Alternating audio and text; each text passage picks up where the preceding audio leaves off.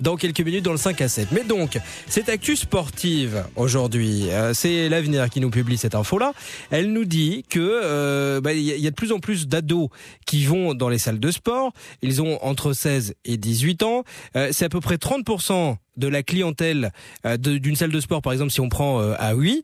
Mais il y a un souci derrière, c'est qu'il y a un danger pour ces ados de fréquenter les salles de fitness. Alors dit comme ça, c'est un raccourci, mais on va avoir les explications avec Bruno Berriot, qui est coach sportif pour Body Concept Training. Bonsoir Bruno.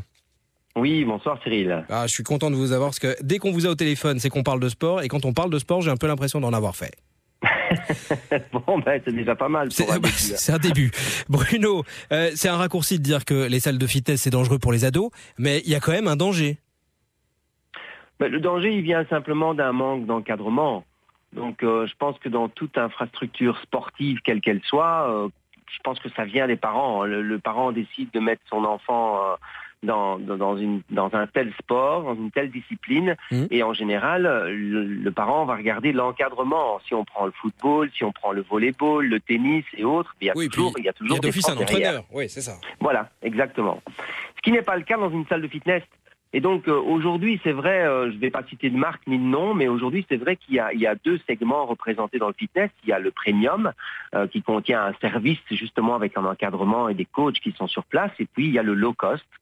Et le low cost, je dirais qu'ils ne sont pas vraiment faits pour les adolescents, pas du tout.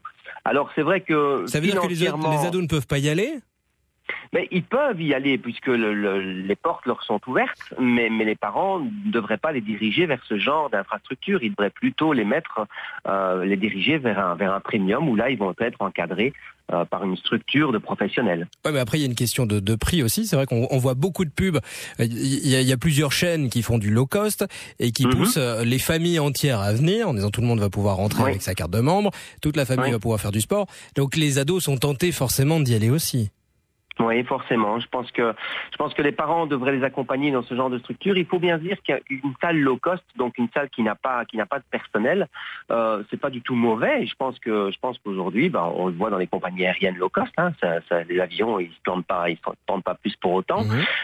Mais ce qu'il y a, c'est que les salles low cost, ce sont des salles où on va louer le matériel. Donc c'est pour ça qu'on paie si peu cher, c'est parce que ce sont les gens qui vont normalement savent comment s'entraîner parce qu'ils ont l'expérience, parce qu'ils ont un bagage derrière eux sportif et ils savent comment s'entraîner. Donc ils ne vont pas les payer plus cher ailleurs pour quelque chose qu'ils n'ont pas besoin. Et donc c'est pour ça qu'un low cost, c'est uniquement de la location de matériel. Par contre, un jeune qui a 16 ans et qui veut commencer le fitness, c'est pas du tout mauvais. Alors quand on parle de danger, moi j'aimerais attirer quand même l'attention des lecteurs de cet article sur le fait qu'un jeune qui ne bouge pas, et beaucoup s'en plaignent, un jeune qui ne bouge pas a des risques beaucoup plus élevés d'avoir du diabète avec la malbouffe.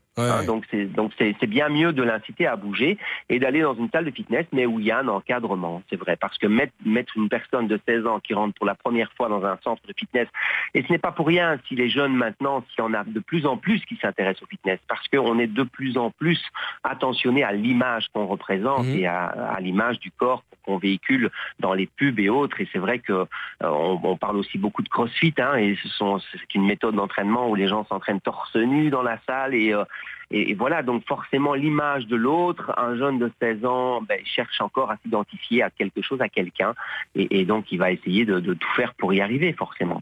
On pourrait pas imaginer un jour que ce soit obligatoire pour toutes les salles d'encadrer les mineurs ? Si, oui, mais je pense que malheureusement il y a toujours l'aspect financier derrière. Maintenant, depuis quelques années, pas de nombreuses, c'est vraiment tout récent.